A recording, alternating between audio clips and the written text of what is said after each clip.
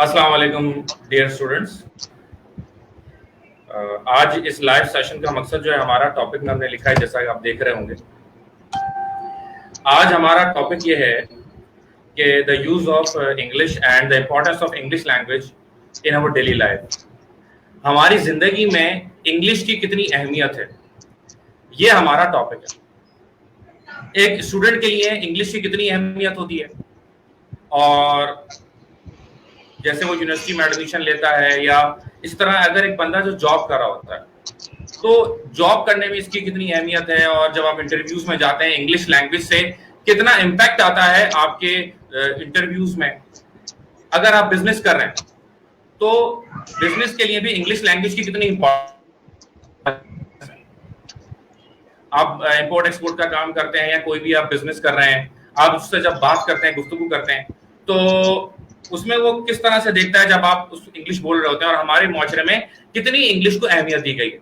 ये बेसिकली आज का हमारा टॉपिक है। और हम देख रहे हैं कि Urdu definitely is our national language as well as mother language, but हम ये देखते हैं कि हमारे लिए इंग्लिश की बहुत ज्यादा वक्त के साथ अहमियत बढ़ रही है। और वो बच्चे जो इंग्लिश में स्ट्रांग नहीं होते हैं और इस पर तवज्जो नहीं दे रहे होते हैं, उनको इसका कितना नुकसान हो सकता है अपने करियर में, अपनी एजुकेशन में, ये हमारा बेसिकली आज का टॉपिक है। और इसके लिए हमें ज्वाइन किया है दो हमारे काबिल तरीन टीचर्स कराची के, प्रोफेसर खुर्रम मुस्तकीम साहब, जिनका ताल्लुक 72 कॉलेज से है, और माशाल्लाह तकरीबन 20 साल से ये इंग्लिश पढ़ा रहे हैं और मुख्तलिफ सब्जेक्ट जो हैं पढ़ा रहे हैं। इसी के साथ हमारे सर उस्मान पब्लिक स्कूल में भी होते हैं, मैक कॉलेजिएट में भी होते हैं, और ये काफ़ी अरसे से इंग्लिश से वाबस्ता है। तो अस्सलाम वालेकुम सर। सबसे पहले सर खुर्रम से मैं पूछना चाहूँगा कि सर खुर्रम, आप क्या समझते हैं, इंग्लिश लैंग्वेज की इंपॉर्टेंस क्या है, और कुछ इस पे ज़रा आप बात करें।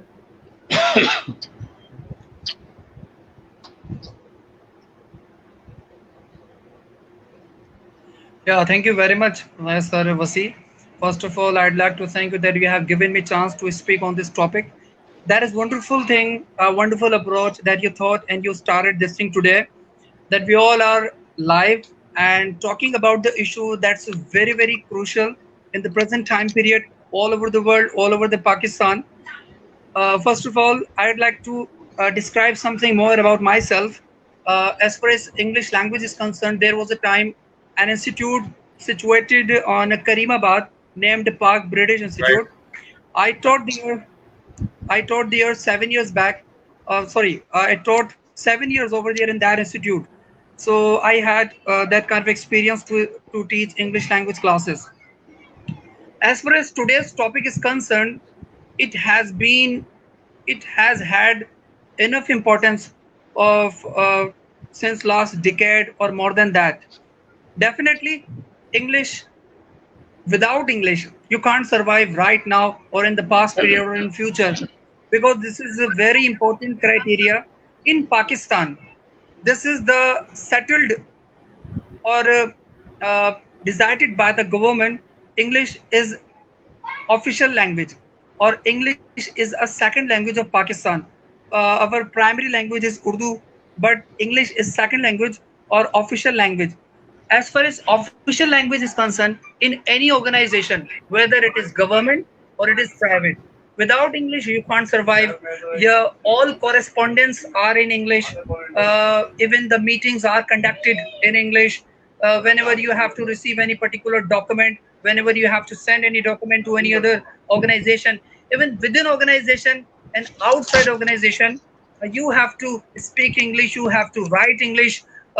Without this, you can't survive, or any student. And this is, I have to point out this thing. Unfortunately, the academics of our Pakistan, since childhood, many students I have found, they have done their matric, they have completed their inter, they have completed their graduation, but unluckily they are unable to comprehend English very properly. They can't speak English, they can't write even applications. So after joining the career, after joining any particular organization, they find a lot of problems, and resolving those problems, you need to learn English, you need to learn the basic grasp of the English. Especially, you need to have a very good conversation so that you may throw or send your messages very properly to the person who you are talking to, or your listening skills must be good. Without listening, if the other person is talking in English, your meetings are conducted in English in any organization, then you need to have listening skills too. So, in my opinion, English is very basic one. Without this, really, you can't survive. Over. Over.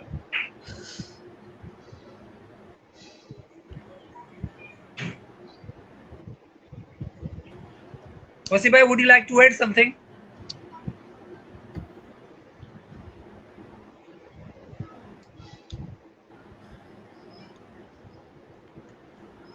Mr. Wasi, are you listening? I just want to know which is the right English language.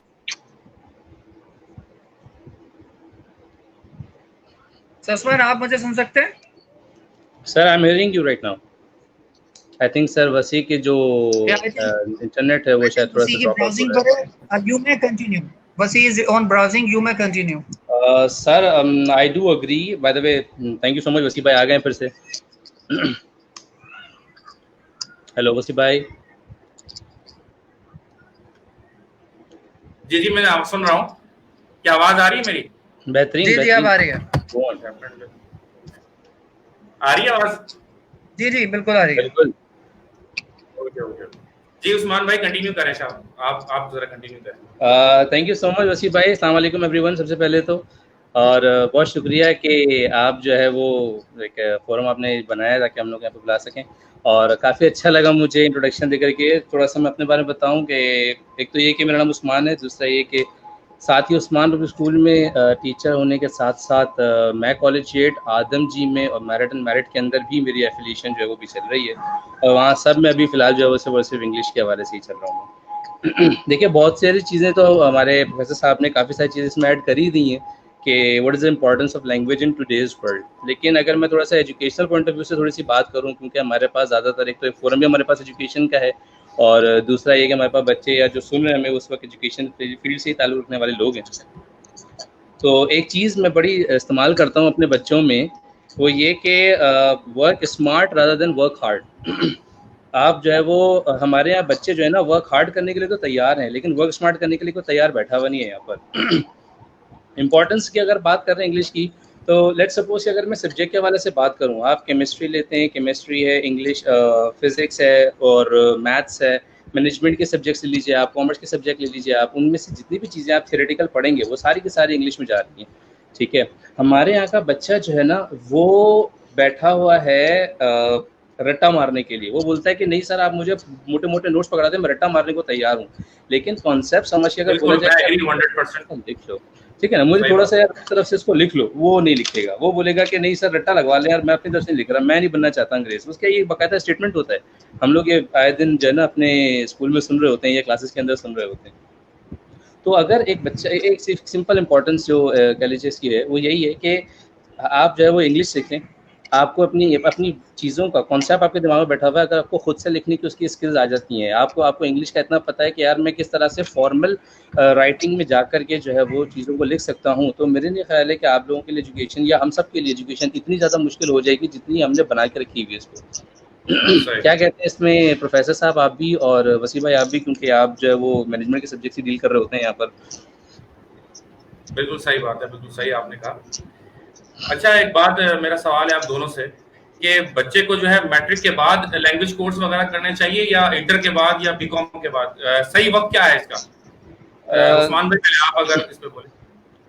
अच्छा sir, पहली बात तो ये कि language course करना, ठीक है, ये एक थोड़ा सा इस चीज़ के लिए थोड़ा सा वो करता हूँ, अगेंस्ट होता हूँ या इख्तलाफ करता हूँ इस चीज़ को कि भाई मैट्रिक के बाद बहुत सारे बच्चे जो है ना हमें एक खेप नज़र आ रही होती है जो कि जा रही होती है एंग्लोफाइल में, जा रही होती है रिट्स के अंदर और जा रही होती है डोमिनोज के अंदर एडमिशन लेने के लिए, क्योंकि 6 महीने कोई काम नहीं है, तो कोई जो है वो ग्राफिक डिज़ाइनिंग में निकल जाता है, तो दूसरा जो है वो जा रहा होता है लैंग्वेज कोर्स के लिए. लैंग्वेज कोर्स का सबसे अच्छा टाइम जो है ना सर, वो आपकी पूरी एज है, कोई भी एज हो। कह लीजिए कि लैंग्वेज कभी भी एक जगह कोर्स करने से नहीं आती है सर, वो तो एक्वायर करने से आती है, इन्वायरमेंट से आती है लैंग्वेज हमेशा, चाहे वो उर्दू हो, चाहे वो कोई सी भी ज़बान हो, इंक्लूडिंग इंग्लिश या अदर इंटरनेशनल लैंग्वेजेस में, ठीक है। लेकिन अगर आप ये कह रहे हैं कि बेहतरीन उम्र कौन सी है या मैट्रिक के बाद इंग्लिश लैंग्वेज कोर्स कैसा करना कैसा रहेगा, तो कर लें। लेकिन बेहतर ये होगा कि सर अगर आप अपने तौर पे 4 चीज़ें जो हम इस्तेमाल करते हैं अपनी लैंग्वेज के अंदर, रीडिंग, स्पीकिंग, लिसनिंग और writing. The more you read, the more you right, the more you listen, the more you speak. अगर आप सिर्फ इन चीज़ की प्रैक्टिस कर लेंगे, आप मुझे बताइए ना, हमारे यहाँ पे इस वक्त क्या रेशो होगा हमारे पास लोगों का कि कितने कितने ऐसे लोग होंगे जो इंग्लिश लैंग्वेज या फिर जो है वो डॉन पढ़ते होंगे, द यंग वर्ल्ड पढ़ते होंगे। हमारे यहाँ रीडिंग का रुझान एकदम खत्म हुआ है। आप बस वीडियो दिखा दें, मैं भी 10 बच्चे यहाँ पे खड़ा करूँ लाइन से और उनको बोलूँ कि यार हैरी पॉटर का नॉवल पढ़ो, बेहतरीन है, ज़बरदस्त है। वो बोलेगा सर एक काम करें, इससे रिलेटेड 3 घंटे की मूवी है ना, वो दिखा दें यार, रीडिंग नहीं करनी मैंने।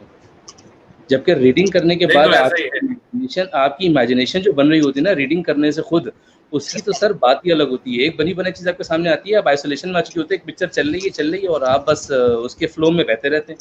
लेकिन खुद रीडिंग करने के बाद जब आप अपने दिमाग में खुद कैरेक्टर्स, इमेजिनेशंस और सीनरीज बनाते हैं ना सर, उसका मजा अलग होता है। बच्चे वो चीज़ आज के दौर में करना नहीं चाहते। एक तो इतनी ज़्यादा आसानी इंटरनेट ने दे दी है ना, उतनी ज़्यादा हम लोग और लेजी हो गए। आई एम सॉरी, मैं टोटल उर्दू पे जा रहा हूँ, लेकिन जज्बात ऐसे निकलेंगे।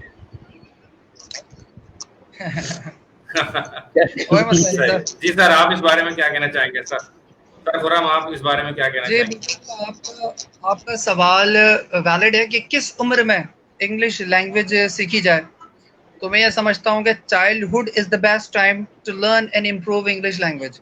Childhood, you are lucky if you had the school where you had complete environment of English spoken. Your teacher used to speak English, your class fellows used to speak English. But if you are not lucky, the present is yours, whether it is matric, it is enter, or it is graduation. Even the more early you get inside, the better it is. यानी अगर एक बच्चा matric में आ जाता है, बहुत अच्छी बात है। कोई चलो मैट्रिक में ध्यान नहीं आया था, इंटर के बाद एहसास हुआ, उस वक्त आ जाए। But the early you get, the better it is. So definitely this is the right time for any, even what I prefer, this is the best time for any student, whether the person is not a student, any colleague, any business person, any job holder. Most of the people are at home, school classes are online, but they are not very proper. Students are not satisfied. So I think as far as online classes are concerned, right now if you get inside the any language classes online, so this is the best way to improve.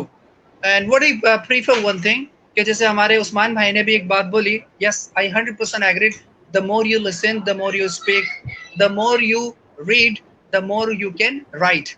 So students के हवाले से भी एक चीज़ जो देखने में आई है, जो ग्रामर पे तो बड़ी तवज्जो रहती है। ग्रामर आ जाए, बस किसी तरीके से ग्रामर पे तवज्जो दे रहे हैं और उसके बाद उन्हें लगता है उन्हें अंग्रेजी बोलना आ जाएगी। उनकी सबसे बड़ी गलतफहमी ये है कि वो कन्वर्सेशन क्लासेस को नजरअंदाज कर रहे होते हैं। Actually, when they ignore conversation classes, they won't be able to speak in future. I prefer to focus on conversation classes, क्योंकि conversation class के अंदर बच्चे को सुनने का ज्यादा मौका मिलता है। तो जितने ज्यादा लिसनिंग होगी अंग्रेजी की, इंग्लिश की, there will be more chances to speak. यानी अंग्रेजी खुद ब खुद मुंह से निकलेगी। तो मैं अक्सर ये क्लासेस में भी एग्जांपल देता था, बच्चों को देता हूँ। हमारे माशरे में ऐसे कुछ हमारे दोस्त अहबाब साथी मिलते हैं जो शायद मैट्रिक क्वालिफाइड भी नहीं थे, किसी भी हालात और वाकयात के पेश नज़र अमेरिका शिफ्ट हो गए, इंग्लैंड शिफ्ट हो गए, वहाँ से वापस आए, फरफर अंग्रेजी बोल रहे होते हैं वो। But they don't know the grammar, they don't know tenses, they don't know passive voice, they don't know conditional sentences, but they can speak very fluently. Behind, reason क्या है behind पे? वहाँ जाने के बाद कानों की मजबूरी थी अंग्रेजी सुनना। तो when they listen in English, उनके मुंह से, ये कुदरत का एक करिश्मा है, उनके मुंह से खुद ब खुद अंग्रेजी निकलना शुरू हो जाती है। बिल्कुल सही बात। परफेक्ट। अच्छा, जॉब्स में भी देखा जाता है, जब इंटरव्यूज होते हैं तो बहुत सारे इदारे ये मतलब उनकी रिक्वायरमेंट होती है कि इसकी इंग्लिश जो है वो फ्लुएंट होनी चाहिए। बहुत सारी हम जॉब्स ऐसी देखते हैं कि जिसमें लिखा होता है कि fluency in English is mandatory. अगर उनकी इंग्लिश इतनी स्ट्रांग नहीं होती है और वो नहीं बोल पाते हैं इंटरव्यू में, तो वो सिर्फ इसी बिहाफ पर वो रिजेक्ट हो जाते हैं, भले से उनका टेस्ट अच्छा हुआ, बाकी तमाम चीजों में वो अच्छे हों, लेकिन अगर वो इंग्लिश में उनकी कंट्रोल नहीं होता, मैं समझता हूँ, तो उनको रिजेक्ट कर दिया जाता है। बात आपकी बिल्कुल सही है वसीफ भाई यहाँ पर, ठीक है। बहुत सारी उसमें ख़ास तौर पे जब हम स्कूल या कॉलेजेस के अंदर, प्राइवेट कॉलेजेस में अप्लाई कर रहे होते हैं, तो वहाँ पर लिखा हुआ होता है स्पीकिंग इंग्लिश इज़ मैंडेटरी। सिवाय एक उर्दू के टीचर के इंग्लिश जो है वो मैंडेटरी कर दिया जाता है बोलना, ठीक है, चाहे पीटी टीचर ही क्यों ना हो।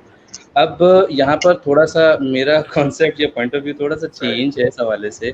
एक तो ये कि हमारे यहाँ इंग्लिश को जो है ना मजाजी खुदा समझा जाता है माज़रत के साथ, लेकिन ये एक वर्ड बड़ा समझा जाता है कि यार इंग्लिश के टीचर है ना तो बस यही सब कुछ है, इसको इंग्लिश आती है ये बहुत कुछ है, ठीक है।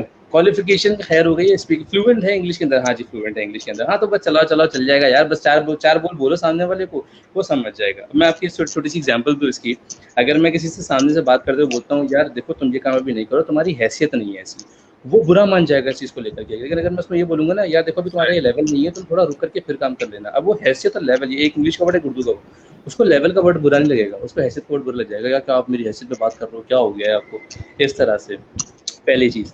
दूसरा ये कि जो आपका सवाल था कि यार इंग्लिश लैंग्वेज जो है वो मैंडेटरी है जॉब के हवाले से, तो देखें बहुत सारे आजकल जो है ना कंपनीज जा रही हैं एमएनसीज पर, मल्टीनेशनल कंपनी जिन्हें कहा जाता है, इंटरनेशनल बिजनेस के अंदर बात कर रहे हैं, हम अभी वर्क प्लेस की बात करते हैं, तो वहाँ पर जाहिर सी बात है आपके जो है वो डिफरेंट कंपनीज के, डिफरेंट कंट्रीज़ के लोगों से जो है वो इंटरेक्शन होता है, जहाँ पर आपने उनकी क्यूरीज़ को या अपनी क्यूरीज़ को या अपनी कम्युनिकेशन को बिल्डअप करना होता है। ऐसी कम्युनिकेशन बिल्डअप का फ़ायदा क्या है, जब आप यहाँ पे उर्दू में बोल रहे हो, सामने वाला जो है वो लेट्स सपोज टर्किश में कह रहा हो या फ्रेंच में कुछ कह रहा हो, तो फिर तो बात बन ही नहीं पाएगी। अब इंग्लिश को एज ए इंटरनेशनल लैंग्वेज अगर बात करूँ मैं, तो क्योंकि ग्लोबली बोली जाती है और 53 कंट्रीज़ के अंदर, मैं रिसर्च में पढ़ रहा था कि 53 कंट्रीज़ के अंदर ऑफिशियल लैंग्वेज है ये, तो अगर एक जगह जब सब जगह बोली समझी जाती है, तो फिर बेहतर होगा कि सामने वाला और मैं, हमारी जो म्यूचुअल कॉन्सेप्ट हमारा जहाँ पे आकर के बैठ रहा है, उस पर रह करके अगर हम अपनी बात शेयर कर लें, तो डेफिनेटली फिर तो जॉब के लिए मैंडेटरी, या किसी भी जॉब या किसी भी बिजनेस के लिए, हम एक नौकरी को भी प्रमोट करें, हम बिजनेस को प्रमोट क्यों ना करें,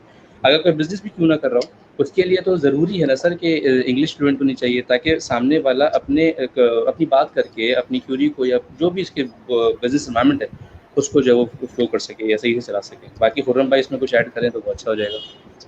जी सर। या थैंक यू, डेफिनेटली सर। जब कभी इंटरव्यू के लिए, अच्छा ऑर्गेनाइजेशंस को मैं थोड़ा सा यहाँ पे डिफाइन करूँगा। हमारे मुल्क में या दुनिया जहान में 3 तरह की ऑर्गेनाइजेशंस होती हैं। एक है लार्ज स्केल ऑर्गेनाइजेशंस, हमारे वसी भाई भी बिजनेस पढ़ाते रहे तो ये भी जानते हैं अच्छी तरह। एक होती है मीडियम स्केल ऑर्गेनाइजेशंस और एक होती हैं स्मॉल स्केल ऑर्गेनाइजेशंस। वो जो मीडियम और स्मॉल स्केल ऑर्गेनाइजेशंस है उन्हें हमारे माशरे में सेट कल्चर कहा जाता है। तो उन सेट कल्चर ऑर्गेनाइजेशंस में तो बहुत ज़्यादा शायद अंग्रेजी का रुझान नहीं पाया जाता, और शायद इंटरव्यू भी स्टार्ट अंग्रेजी में होता है और उसके बाद वो उर्दू में कन्वर्ट होकर बात खत्म हो जाती है। ऐसी है कुछ, अगर मैं गलती पे नहीं तो।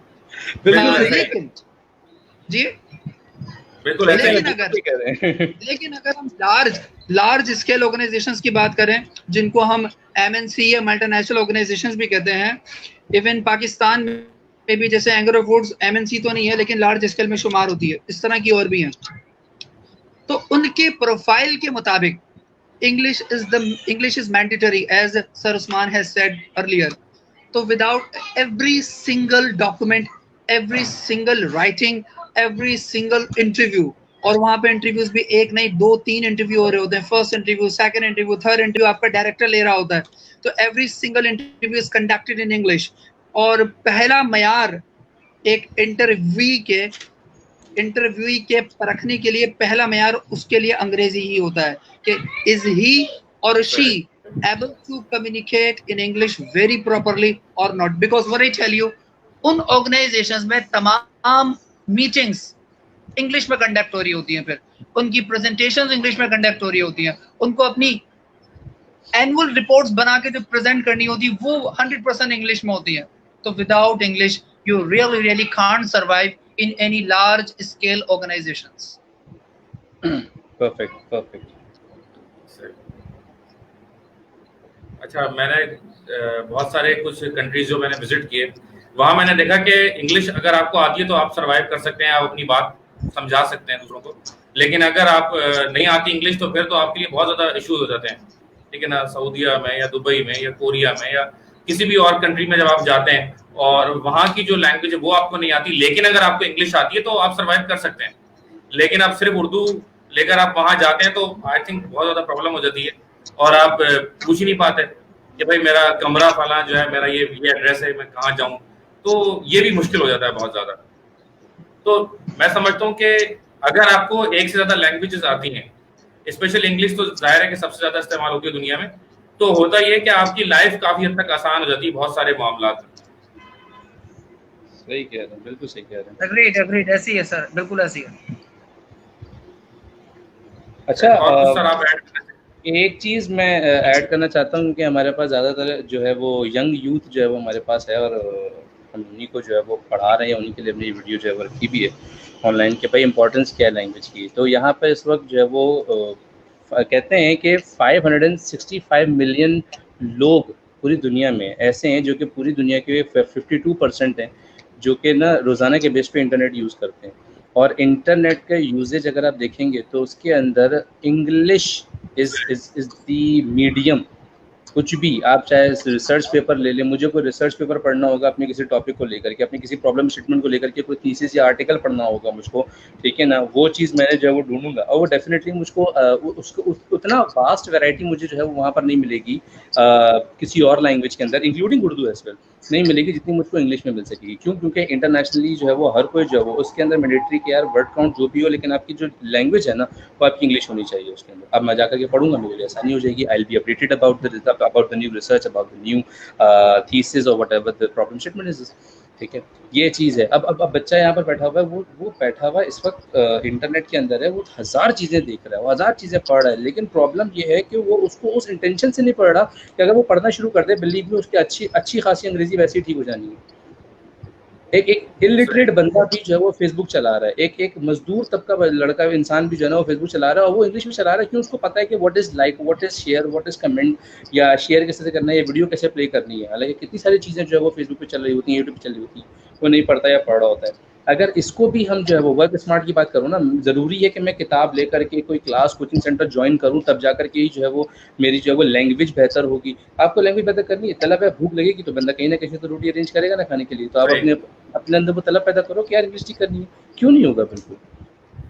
ये चीज़ तो लैंग्वेज तो एक्वायर करने से आती है, जैसे स्टार्टिंग में फोरम मैंने कहा था। तो मेरा तो ये सिंपल सा मानना है, यार बच्चा करना चाहे तो बहुत कुछ कर सकता है इंटरनेट के थ्रू। अच्छा, फिर हम ये देखते हैं कि बाकी सब्जेक्ट्स भी तो इंग्लिश में ही पढ़ने होते हैं ना, फिजिक्स, केमिस्ट्री, अकाउंटिंग, स्टैट्स। अब इंग्लिश आएगी तो वो प्रॉब्लम समझ में आएगी ना, उसमें क्या सवाल किया जा रहा है, आपको क्या आंसर देना है। तो बाकी सब्जेक्ट्स के लिए भी मैं समझता हूँ कि English is the mother of all subjects. आपको वो पहले आनी चाहिए इंग्लिश, तभी आप बाकी सब्जेक्ट्स पढ़ सकते हैं। वसी भाई देखिए, एक चीज़ मैंने स्टार्टिंग में ही बताई थी, वर्क स्मार्ट वर्क हार्ड वाली ना, उसमें ये बात आप वाली बिल्कुल उसमें कंक्लूड हो रही है कि भाई बच्चा बैठा होता है केमिस्ट्री क्लास के अंदर, या आप जब जो है वो कम्युनिकेशन पढ़ा रहे होते हैं, या आप कोई एडवांस मैनेजमेंट पढ़ा रहे हो या कुछ कर रहे हो, बच्चा अक्सर जो है ना ऐसे बैठा होता है, सर खुजा रहा होगा, बैठा हुआ मोबाइल यूज़ कर रहा होगा, जमाई ले रहा होगा, और लैक ऑफ इंटरेस्ट होगा कि सर इसके नोट्स आ जाएंगे फला चैप्टर के, हाँ बेटा आ जाएंगे, बस ठीक है, जाके नोट्स लेके गया, रट्टा मारा, खत्म करो कहानी। सर ये वाला सवाल आएगा नहीं आएगा? If you have a concept in your mind sir, that will become easier for you to write answer by your own, you don't have to cramp it, आपको याद करने की जरूरत ही नहीं पड़ेगी इसको। लेकिन हमारे यहाँ क्या हम समझती ही नहीं है, उसको तो बस सारी जिंदगी निवाला बना बना के खिलाते जाओ, वो बोलेगा हाँ मैं खाता रहूँ। मैं इसमें कुछ ऐड करूंगा वसी भाई, इजाजत हो तो? जी जी सर, बिस्मिल्लाह। अभी जो आपने बात करी, डेफिनेटली अदर सब्जेक्ट्स के एतबार से, जैसे कि आप अल्हम्दुलिल्लाह आईटीबी मैनेजमेंट पढ़ाते रहे हैं, अभी सर वसी भी, सर उस्मान भी बात कर रहे हैं कि कोई भी सब्जेक्ट है, तो देखिए हर फील्ड के हर सब्जेक्ट के अपने जार्गन्स होते हैं, JARGONS जार्गन्स। जैसे वसी भाई और मैं बिजनेस सब्जेक्ट भी पढ़ाते रहे, मैं भी पढ़ाता रहा हूँ, तो मिसाल के तौर पे अब मैं बहुत छोटी छोटी सी 2-3 टर्म्स इस्तेमाल कर रहा हूँ, जैसे एक वर्ड है एम्प्लॉयर, एक वर्ड है एम्प्लॉई, एक वर्ड है इंटरव्यूअर, एक वर्ड है इंटरव्यूई। बिल्कुल इसी तरीके से अब बच्चों की ये आदत नहीं है कि उस वर्ड को डिक्शनरी में जाके ढूंढ लें, जब तक कि उसकी अंग्रेजी की ग्रिप अच्छी नहीं होगी। अच्छा, अब अंग्रेजी इंग्लिश के एतबार से सर उस्मान अच्छी तरह जानते होंगे, एक चीज होती है फ्रेजल वर्ब्स। फ्रेजल वर्ब्स क्या होते हैं? हाँ, एक वर्ब और उसके साथ प्रेपोजिशन मिलता है और उसके मायने बिल्कुल ही बदल जाते हैं, उसके मायने। अब जैसे ब्रिंग अप है, इस तरह के हजारों फ्रेजल वर्ब्स हैं। ब्रिंग का मतलब है लाना, अप का मतलब है ऊपर। ब्रिंग अप की बात करें तो परवरिश करना। अब एक सब्जेक्ट के अंदर अंग्रेजी का, अच्छा अब वो आईटीबी है, वो मैनेजमेंट है, वो फिजिक्स केमिस्ट्री है, वहां पे अगर ब्रिंग अप का वर्ड आ रहा है और वो डिक्शनरी में जाके ढूंढता है, ब्रिंग को अलग ढूंढेगा, अप को अलग ढूंढेगा, उसका मतलब है ऊपर लाना।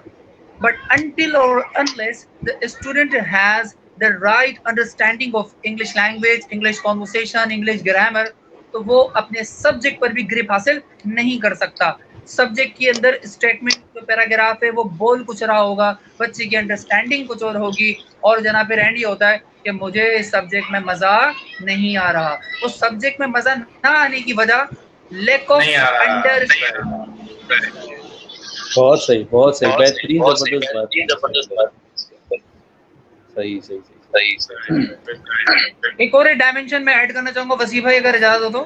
अच्छा, जो व्यूअर्स हैं हमारे, जी सर, एक और डायमेंशन में ऐड करना चाहता हूँ। There are a lot of parents, they want their children to speak English. They want their kids to speak English. So for that reason, I just recommend them, I just ask them to improve your English. If the mother is speaking English with the child at home, the child doesn't have to learn grammar, the child doesn't have to learn preposition. Mother speaks, child listens, ultimately English speaks out from the mouth of the child. It means in the first place, all the mothers, all the fathers need to learn and speak English. Their next generation will have to be speaking English itself. सही। अच्छा, students जो हैं हमारे, उनसे मैं ये कहना चाहूंगा कि अगर वो कोई टॉपिक चाहते हैं कि हम अगली बार हमारा जो है तो वो लिख दें कमेंट्स के अंदर, तो हम टॉपिक को कंसीडर करेंगे, तो वो वाला टॉपिक रख सकते हैं अपनी। बिल्कुल अच्छी बात है। बस सर, बड़ा आज इंक्लूड किया, बड़ा अच्छा। तो बहुत बहुत शुक्रिया, बहुत आपका सर। नेक्स्ट संडे सर फिर इंशाल्लाह एक नए टॉपिक के साथ आपको देंगे इंशाल्लाह। सर बहुत शुक्रिया sir, thank you so much Wasif भाई, और उम्मीद है कि नेक्स्ट पे नया टॉपिक आएगा तो इंशाल्लाह। चलिए, thank you so much sir, बहुत शुक्रिया, thank you all of you, अल्लाह हाफिज़।